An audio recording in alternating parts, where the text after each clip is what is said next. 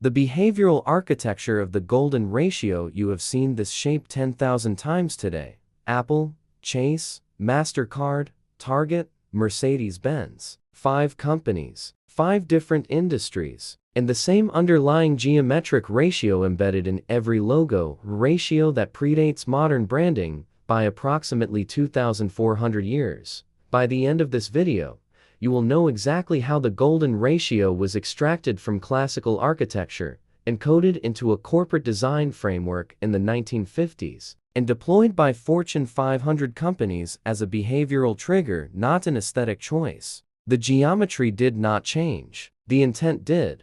In 1956, a designer named Paul Rand submitted a brand identity proposal to IBM that included a specification most clients never saw: a geometric grid derived from a ratio $1, $1.618. IBM approved the system. Rand called it a structural framework. Historians of design call it the foundation of modern corporate visual identity. What neither group publicly discussed is what that ratio actually does to the human visual cortex when rendered at specific proportions. The ratio is not random. It appears in the spiral of a nautilus shell, in the branching of blood vessels, in the distribution of seeds in a sunflower head. Human neural architecture processes it faster than any other proportion, under 200 milliseconds, which is below the threshold of conscious perception. You recognize it before you know what you are looking at.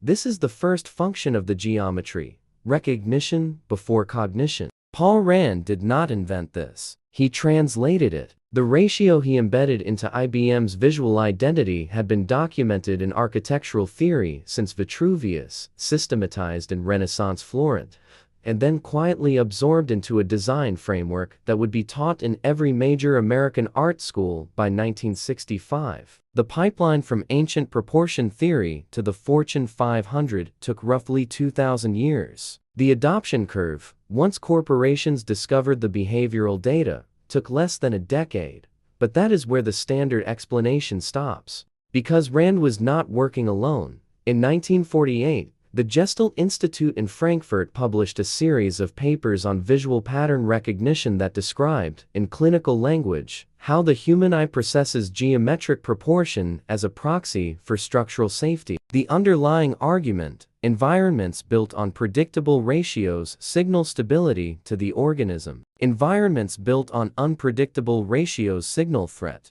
What the papers did not discuss, what was not discussed in any academic context until a 1983 paper from Yale's Cognitive Science Department, is that this response is not aesthetic preference. It is a survival mechanism co-opted by institutions that understood the behavioral architecture before the public had language to describe it.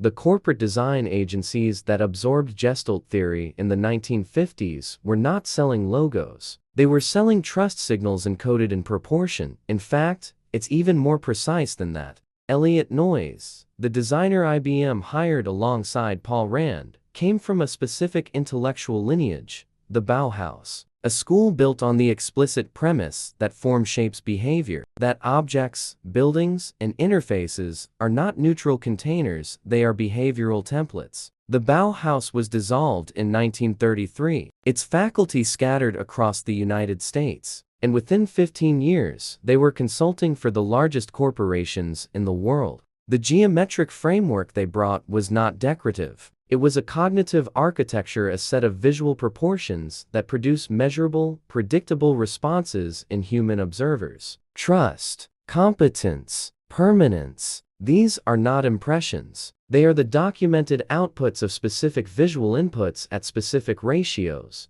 If you have seen this geometry inside a building in your city, a bank facade, a courthouse, a corporate headquarters, describe it in the comments. We need to map how far this system reaches geographically. By 1970, the behavioral framework was not a hypothesis. It was infrastructure. McKinsey was recommending geometric brand alignment to clients as a trust-building strategy. The American Marketing Association's 1971 annual report listed visual proportion systems as an emerging competitive advantage, and the ratio $1, $1.618 was embedded in the logos of 23 of the 50 largest American corporations. That number today is higher, significantly higher, and the institutions that use it are not just corporations. The Federal Reserve Bank of New York, the Supreme Court Building, the entrance facade of the United Nations headquarters. Each of these structures was designed by architects who had formal training in the same proportion system. Each uses the golden ratio in its primary visual geometry. Each is an institution whose core function is to produce a specific behavioral response in the individuals who approach it. Deference. That is not a design choice. It is a behavioral decision.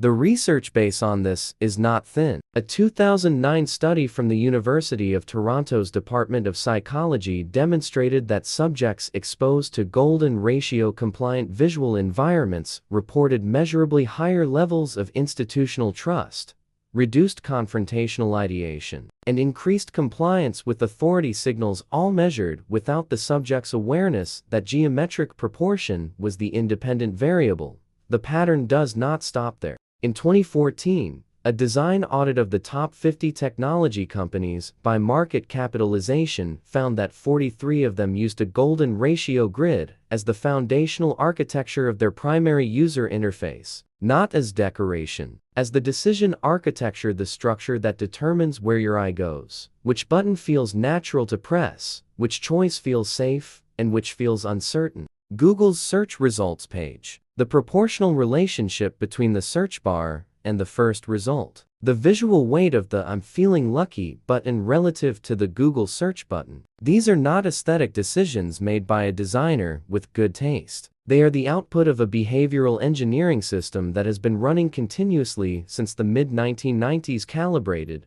tested, and optimized for one specific outcome: the reduction of decision friction at the moment of engagement. When you feel like a product is intuitive, you are often feeling the geometry work. If this investigation is worth continuing, if independent pattern analysis matters to you, signal it. The algorithm reads that as a vote for analysis that operates outside institutional frameworks. The behavioral architecture runs across every surface you touch. The proportion of your phone screen to the app icons. The relationship between the header and the body text in every major news publication. The visual weight of a "Buy Now" button relative to the product image beside it. Each of these is a decision architecture. Each was built by someone who understood that the eye does not observe neutrally. It observes strategically, and the geometry determines what strategy the eye defaults to. Here is the tool. The next time you open an app or enter a building that is designed to produce a specific behavioral response in you, a bank,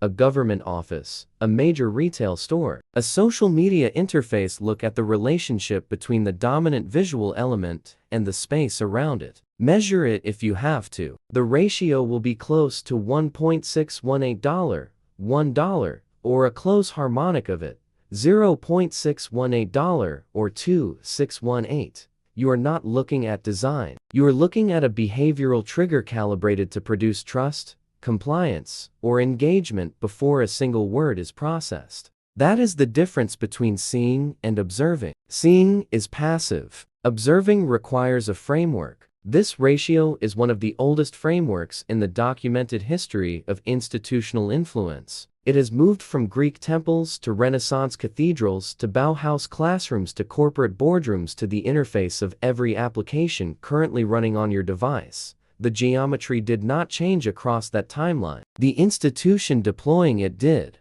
Now, you have the lens. Use it tomorrow. The next layer of this investigation maps the specific individuals who carried the system from the Bauhaus diaspora into the American corporate infrastructure, and the consulting firms that monetized the behavioral data before neuroscience had language to explain why it worked. Subscribe to follow the analysis. The Fortune 500 did not independently arrive at the same geometry. Someone taught them. The question is not whether that teaching was deliberate. The question is who is still in the classroom.